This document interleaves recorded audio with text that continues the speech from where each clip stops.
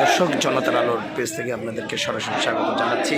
আজকে দীর্ঘ 17 বছর পর যখন তারেক রহমান এসেছেন, তার যে ভোটার আইডি কার্ডটা সেটা স্বৈরাচার শেখ হাসিনার আমলে বন্ধ করে দেওয়া হয়েছিল এবং তার যে পূর্ণাঙ্গ ভোটার তালিকা সেখান থেকেও তার নাম বা তার ছবি ফেলে দেওয়া হয়েছিল। কিন্তু 17 বছর পর তিনি বাংলাদেশে ফিরে আজকে নির্বাচন কমিশনে এসে তার ভোটার হবেন নিজে। সেই উপলক্ষে রাজধানীর আগারগাঁও নির্বাচন কমিশন ভবন রয়েছে, সেই ভবনের সামনে নেতাকর্মীরা ভিড় করছেন এবং বিভিন্ন স্লোগান দিচ্ছেন। আপনাদেরকে দেখানোর চেষ্টা যুব দলের পক্ষ থেকে একটি স্লোগান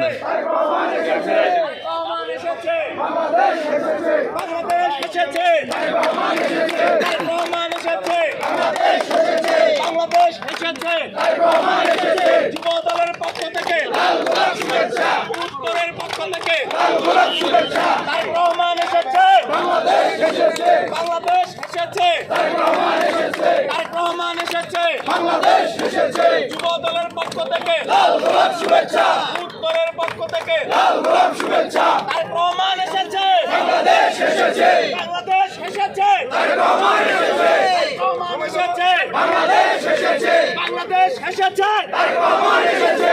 উত্তরের পক্ষ থেকে লাল গোলাপ শুভেচ্ছা, লাল গোলাপ শুভেচ্ছা, উত্তরের পক্ষ থেকে, উত্তরের পক্ষ থেকে লাল গোলাপ শুভেচ্ছা, বাংলাদেশের পক্ষ থেকে লাল গোলাপ শুভেচ্ছা, যুবদলের পক্ষ থেকে লাল গোলাপ শুভেচ্ছা, মিরাজ ভাইয়ের পক্ষ থেকে লাল গোলাপ শুভেচ্ছা, জুয়েল ভাইয়ের পক্ষ থেকে লাল গোলাপ শুভেচ্ছা, স্বপন ভাইয়ের পক্ষ থেকে। দর্শক, আপনাদেরকে দেখানোর চেষ্টা করি যে নির্বাচন কমিশনের সামনে বিভিন্ন নেতাকর্মীরা ভিড় করছেন। আজকে তারেক রহমান তিনি দীর্ঘ 17 বছর পর তিনি ভোটার হতে আসছেন এবং তিনি আজকে এই নির্বাচন কমিশনেই ভোটার হবেন। সেই উপলক্ষে নেতাকর্মীরা ভিড় করছেন এবং বিভিন্ন স্লোগান দিচ্ছেন। বিগত স্বৈরাচার শেখ হাসিনার আমলে তার যে ভোটার তালিকা থেকে তার নামটি বাদ দেওয়া হয়েছিল, তাই আজকে তিনি ভোটার হতে আসবেন। রাজধানীর আগারগাঁও যে নির্বাচন কমিশন ভবন রয়েছে, সেই জায়গাটিতে নির্বাচন কমিশনের সামনে তফসিল ঘোষণার পর থেকেই কিন্তু কড়া নিরাপত্তার মধ্যে দিয়ে চলছিল নির্বাচন কমিশনের সামনে। কিন্তু আজকে তারেক রহমান আসবেন বলে অনেকটাই আরও কড়াকড়ি নিরাপত্তার চাদরে ঢাকা হয়েছে নির্বাচন কমিশনের সামনে। আমি যদি আপনাদেরকে একটু দেখানোর চেষ্টা করি, নির্বাচন কমিশনের সামনে আজকে তারেক রহমান যিনি ভোটার হতে আসবেন সেই উপলক্ষে অনেকটাই নিরাপত্তার চাদরে ঢাকা হয়েছে নির্বাচন কমিশনের সামনে।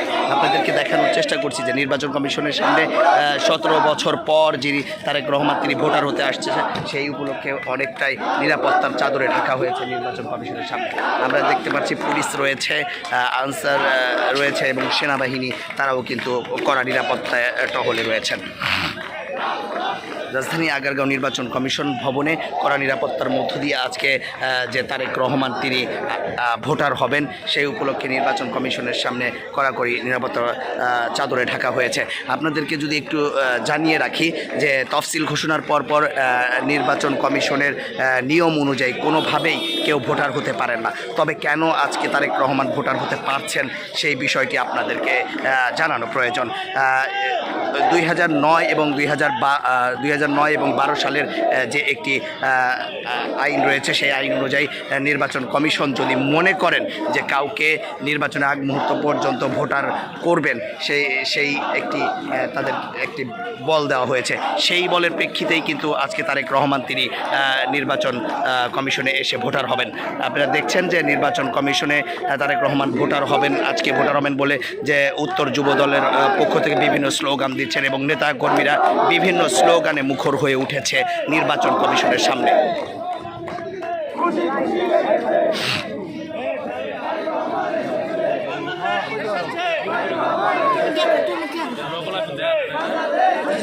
বাংলাদেশের প্রাণ তারেক রহমান, বাংলাদেশের প্রাণ, বাংলাদেশের প্রাণ তারেক রহমান, তারেক রহমান, তারেক রহমান, বাংলাদেশের প্রাণ, তারেক রহমান, তারেক রহমান, বাংলাদেশের প্রাণ, তারেক রহমান, বাংলাদেশ এসেছে, তারেক রহমান এসেছে।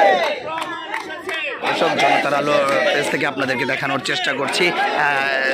শহীদ ওসমান হাদির কবর জিয়ারত শেষে তারেক রহমান কিন্তু নির্বাচন কমিশনের উদ্দেশ্যে রওনা দিয়েছেন। তিনি আজকে এই নির্বাচন কমিশনে এসে ভোটার হবেন, সেই ভোটার উপলক্ষে তিনি আজকে ভোটার হবেন। সেই জন্য যে বিএনপি এবং তার অঙ্গ সংগঠনে যারা রয়েছেন সকলেই কিন্তু নির্বাচন কমিশনের সামনে ভিড় করছেন এবং সকলেই তাকে সংবর্ধনা জানানোর জন্য এক প্রকার বিভিন্ন স্লোগান দিচ্ছেন। তার স্লোগানে বলছেন তারেক রহমান এসেছেন, বাংলাদেশ এসেছেন, এরকম একটি স্লোগানে তারা মুখর করেছেন এবং তার উপলক্ষে কিন্তু নির্বাচন কমিশনের সামনে কড়া নিরাপত্তার চাদরে ঢেকে রাখা হয়েছে। এখানে রয়েছে সেনাবাহিনী, পুলিশ সহ গণমাধ্যম কর্মীরাও কিন্তু রয়েছেন।